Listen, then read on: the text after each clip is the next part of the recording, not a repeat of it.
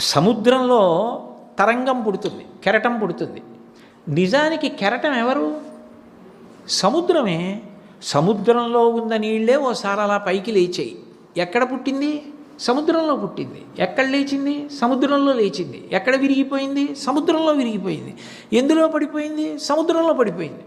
సాముద్రోహి తరంగ క్వచన సముద్రో న తారంగ. సముద్ర మధ్యంలోంచి వస్తూ విమానంలోంచి చూస్తే సముద్రంలో తరంగాలు ఉండవు. మీరు సముద్రపు ఒడ్డుకు వస్తూ ఉంటే మల్లెపూల దండలు వేసినట్లుగా తరంగాలు కనపడతాయి. ఈ తరంగములు లేకపోయినా సముద్రం ఉంది. సముద్రం లేకపోతే తరంగం ఉంటుందా? ఆ నీరే కెరటం కింద లేచింది, ఆ నీరే ప్రయాణించింది, ఆ నీరే విరిగిపోయింది, ఆ నీరే అందులో పడిపోయింది. జీవుడు జీవుడు అనుకున్నవాడు ఆత్మయే.